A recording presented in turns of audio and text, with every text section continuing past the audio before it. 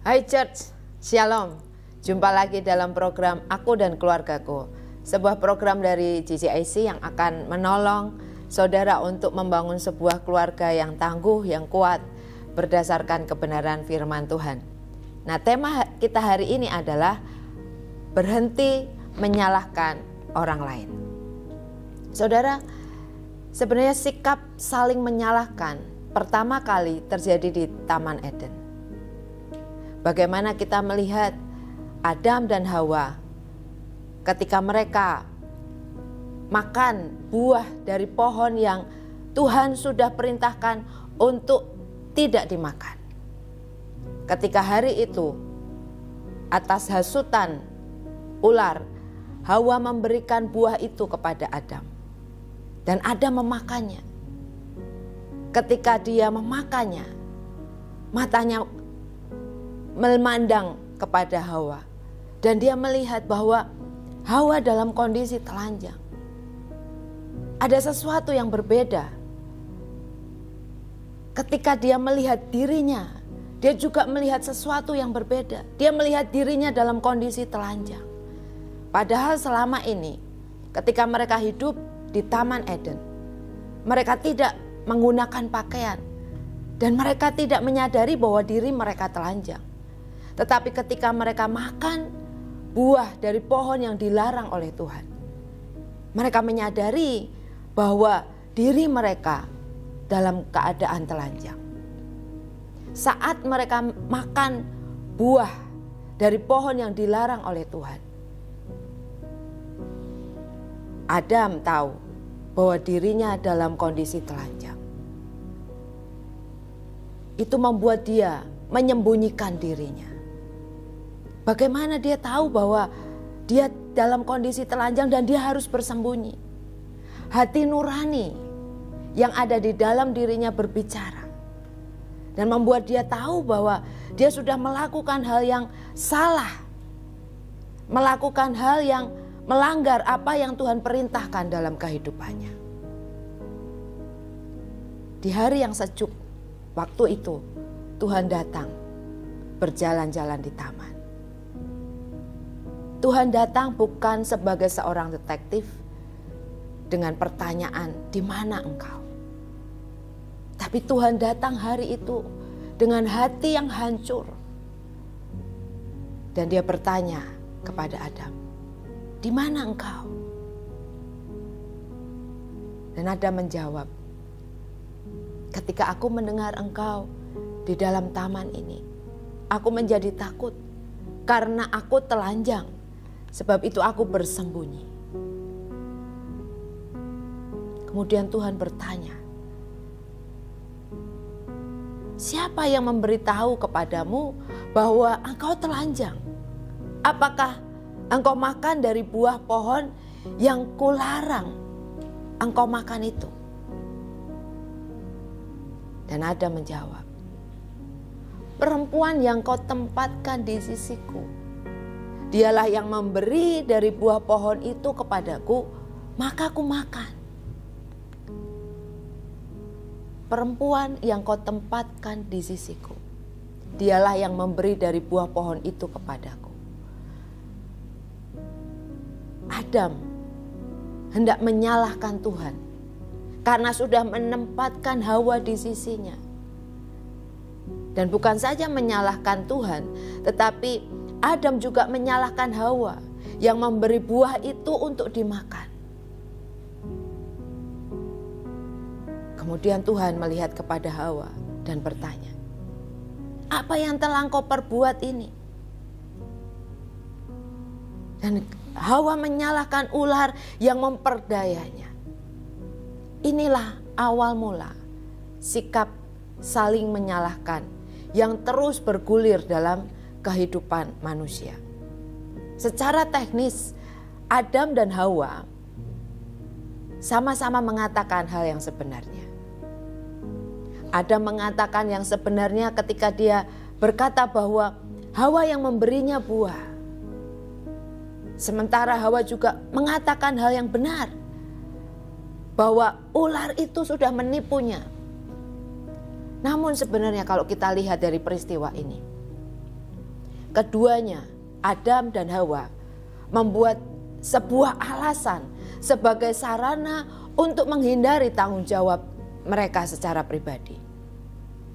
Selama Adam bisa menyalahkan Hawa, dia bisa terlihat menjadi pribadi yang baik di hadapan Tuhan.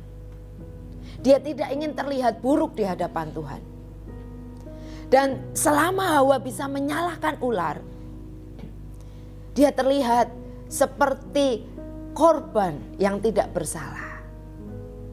Dia juga ingin terlihat baik di hadapan Tuhan dan ingin menjadikan dirinya sebagai seorang korban yang tidak bersalah. Nah, saling menyalahkan terus bergulir dalam kehidupan manusia. Di Alkitab ada satu peristiwa dalam Perjanjian Baru di kitab Yohanes pasal yang ke-5.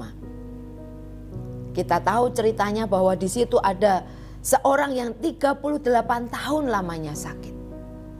Ketika Yesus melihat orang itu berbaring, Yesus tahu bahwa ia sudah lama dalam keadaan sakit. Ketika Yesus tahu bahwa orang ini sudah lama sakit, Yesus bertanya kepada orang tersebut, "Maukah engkau sembuh?" Jawab orang sakit itu kepadanya, "Tuhan, tidak ada orang yang menurunkan aku ke dalam kolam itu apabila airnya mulai goncang. Dan sementara aku menuju ke kolam itu, orang lain sudah mendahului aku."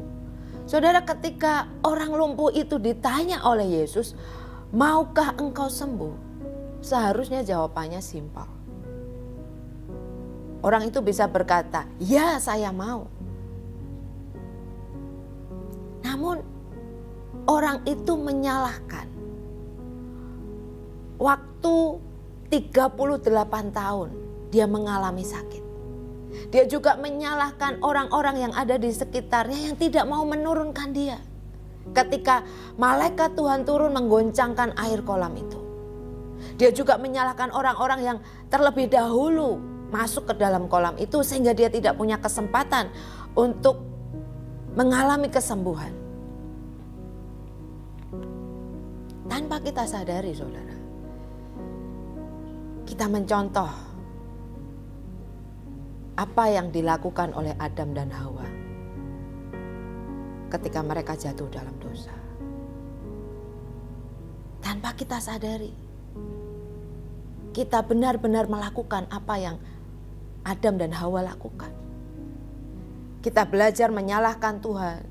Kita bahkan belajar menyalahkan iblis, mengkambing hitamkan iblis.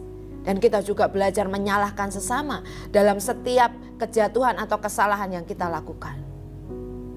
Dan memang kita hidup saat ini ada dalam masyarakat yang memiliki kecenderungan yang sama. Ketika kita hidup di dalam keluarga, saat mengalami situasi keuangan yang sulit, atau masalah kesehatan yang tak kunjung sembuh, seringkali kita menyalahkan Tuhan. Kita berkata, "Tuhan, saya sudah berdoa bertahun-tahun supaya aku sembuh. Tapi kenapa engkau tidak mau menyembuhkan? Kenapa engkau menghukum aku?" Seringkali kita menyalahkan Tuhan ketika kita mengalami sesuatu yang menyakitkan dalam kehidupan kita.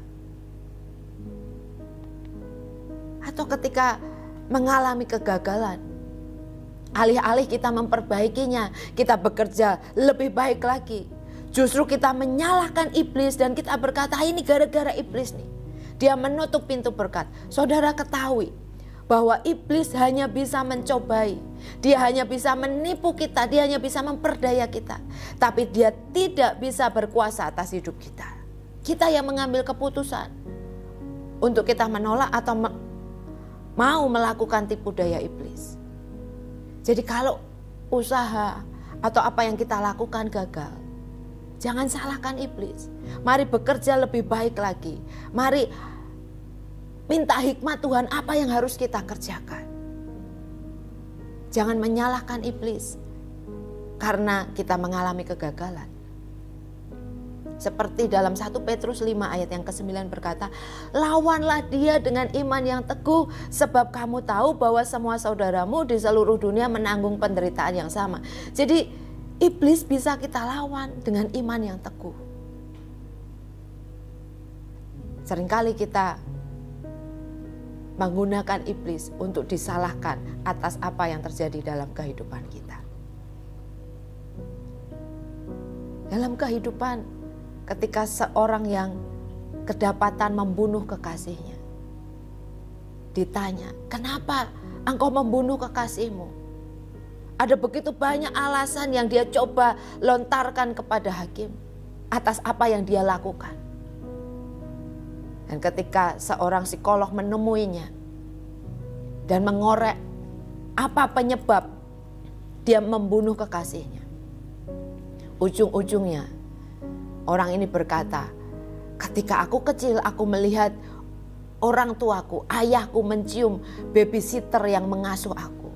Saudara, dia tidak mengakui kesalahannya, tetapi dia melihat bahwa ayahnya lah penyebab dari apa yang dia lakukan.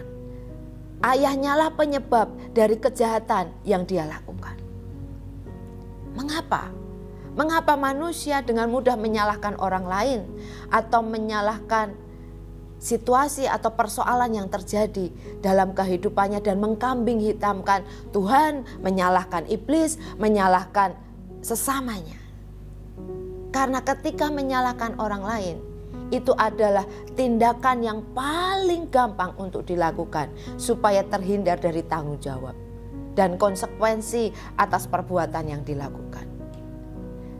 Menyalahkan orang lain atau mengalihkan kesalahan kepada orang lain merupakan tindakan yang paling mudah di saat situasi yang mendesak untuk terbebas dari persoalan dengan sangat cepat.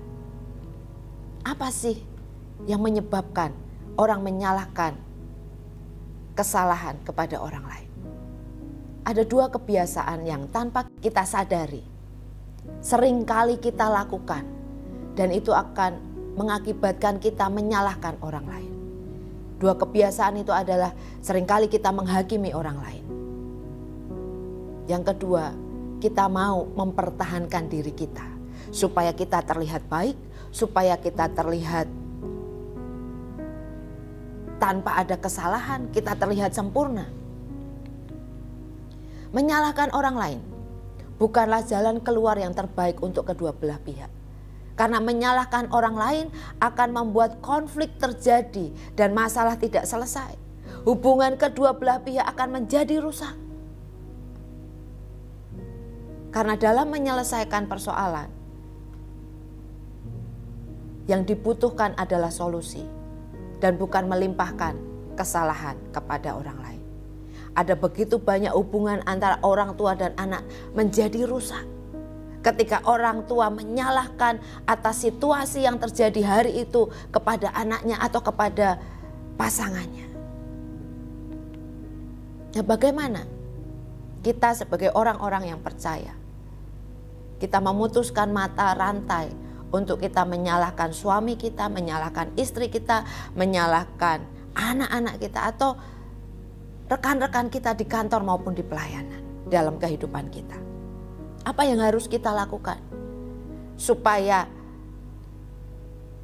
perbuatan menyalahkan orang lain itu tidak terus terulang dan itu akan dilakukan lagi oleh keturunan-keturunan di bawah kita? Yang pertama, mari berani mengakui dan bertanggung jawab atas konsekuensi.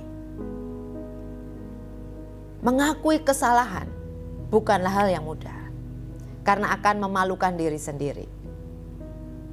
Tetapi itu konsekuensi dari sebuah kesalahan. Mengakui kesalahan akan membuat kita sepertinya terhukum oleh banyak orang. Kita tidak disukai, kita dihindari orang, kita dicemooh orang. Itu yang terjadi ketika kita mengakui kesalahan kita. Namun sebenarnya ketika kita mengakui kesalahan kita, itu adalah sikap yang paling benar. Karena apa? Karena dengan mengakui kesalahan, sebenarnya hal itu akan membuat kita hidup di dalam pertobatan dari perbuatan kita. Di mana ada pertobatan, di situ ada kasih Tuhan yang melimpah. Seperti firman Tuhan di dalam Amsal 28 ayat yang ke-13 dikatakan, siapa menyembunyikan pelanggarannya tidak akan beruntung, tetapi siapa mengakuinya dan meninggalkannya akan disayangi. Saudara, ketika kita mengakui kesalahan kita, maka itu akan membuat kita bertobat. Itu akan membuat kita enggan untuk melakukan kesalahan yang sama. Karena kita tahu ketika kita mengakui kesalahan kita, kita harus menjalani konsekuensinya. Dan untuk menjalani konsekuensi itu tidak mudah. Itu sebuah hal yang berat. Apalagi kalau orang lain itu menilai kita,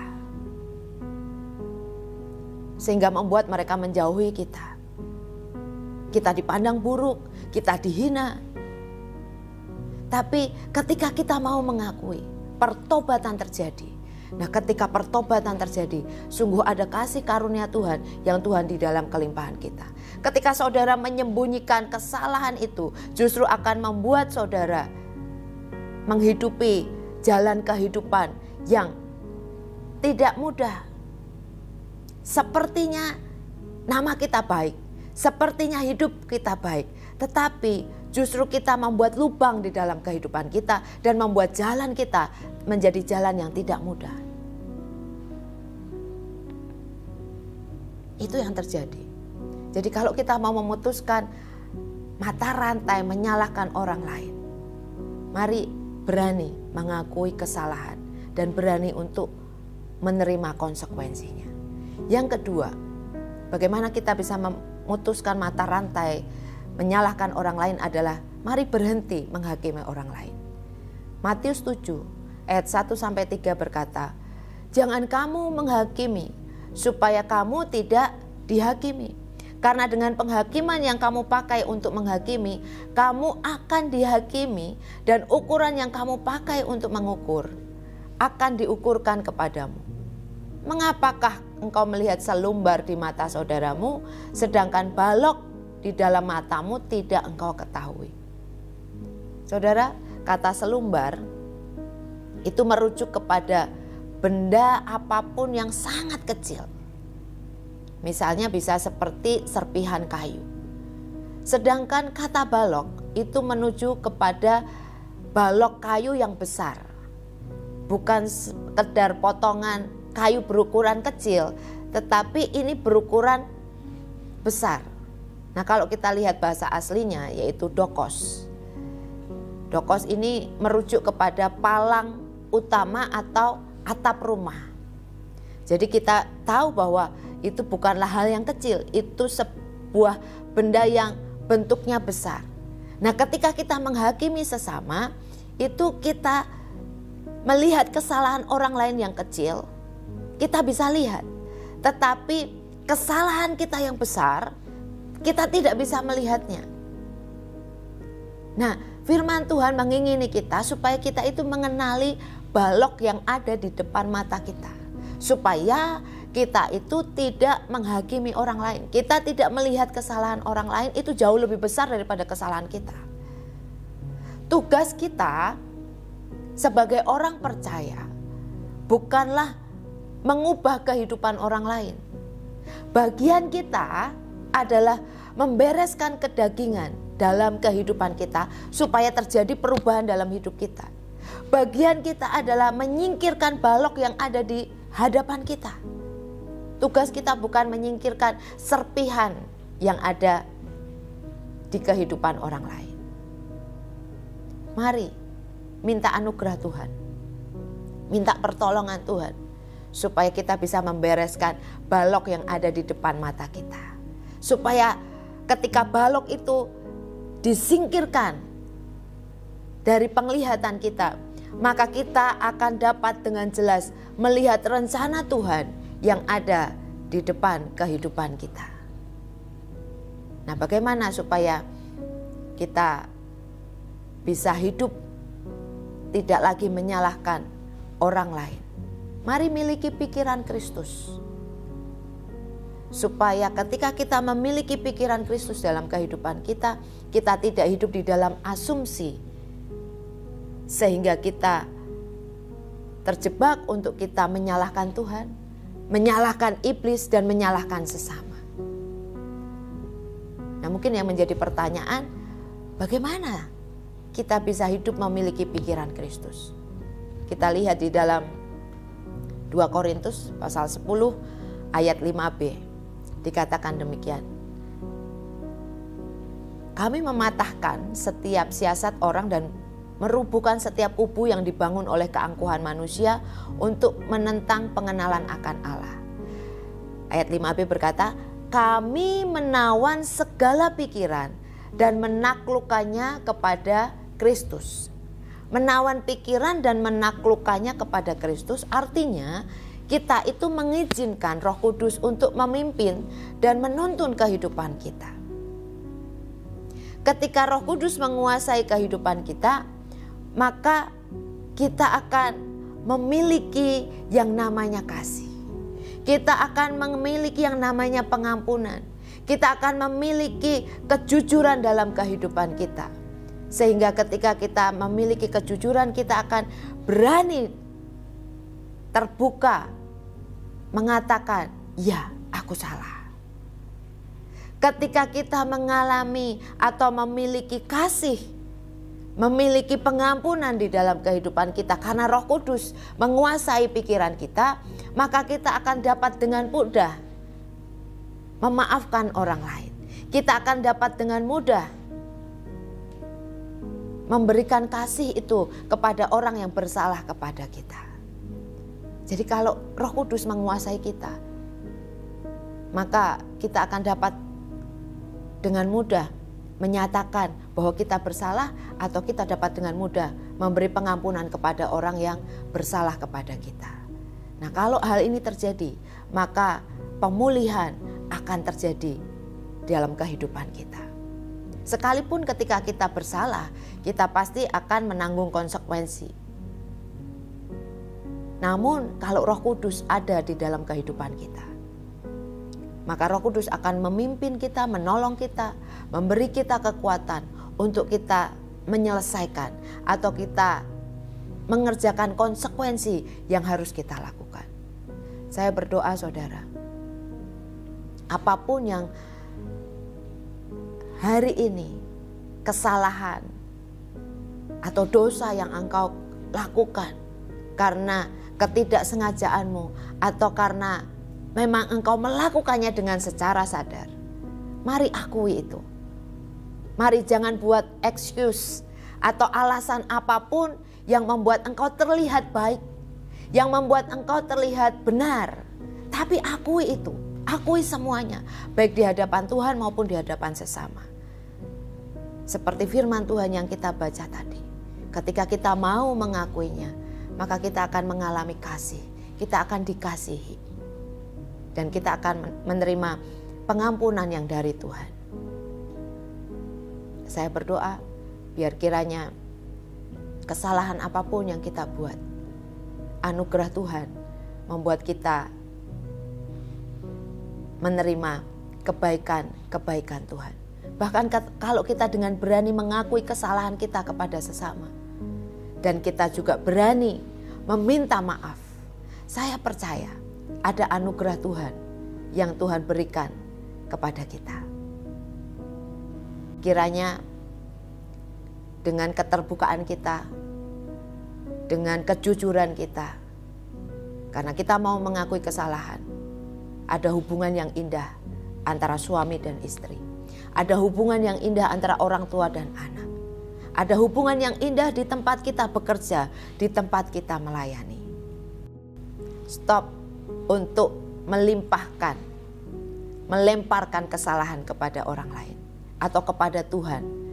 Tapi biar kiranya pengakuan itu membuat kita menerima kasih setia Tuhan, dikasih oleh Tuhan dan sesama. Amin. Mari kita berdoa. Kami bersyukur Tuhan untuk kebenaran firman-Mu yang kami terima hari ini. Ampuni kalau seringkali kami melimpahkan kesalahan, bukan saja kepada sesama, tapi kami juga melimpahkan kesalahan itu kepada Engkau Tuhan, atas peristiwa-peristiwa yang terjadi di dalam kehidupan kami. Berikan pikiran-Mu Tuhan untuk ada di dalam kehidupan kami, supaya kami mengenakan pikiran Kristus. Kami menaklukkan pikiran kami dan mengizinkan Roh Kudus memimpin kehidupan kami. Dan kami percaya ketika Roh-Mu memimpin kehidupan kami, maka kami dimampukan untuk kami mengakui segala kelemahan kami, dan kami tidak menghakimi sesama kami. Ampuni kalau selama ini kami selalu melihat orang lain yang salah, selalu melimpahkan kesalahan kepada orang lain. Kami tidak melihat diri kami sendiri. Biar kiranya pengampunan dari Tuhan membuat kami memutuskan mata rantai saling menyalahkan, dan kami stop untuk melakukan tindakan menyalahkan orang lain, supaya kami hidup di dalam damai sejahtera, kami hidup di dalam kasih, bukan saja kepada Tuhan tetapi kepada sesama kami. Terima kasih Tuhan, kami bersyukur. Kami berkati hari ini menjadi hari di mana anugerah Tuhan nyata di dalam kehidupan kami. Di dalam nama Tuhan Yesus kami berdoa. Amin. Saudara, terima kasih sudah bergabung dalam program Aku dan Keluargaku. Kiranya program ini akan memberkati saudara sekalian. Selamat menikmati hari ini. Tuhan Yesus memberkati.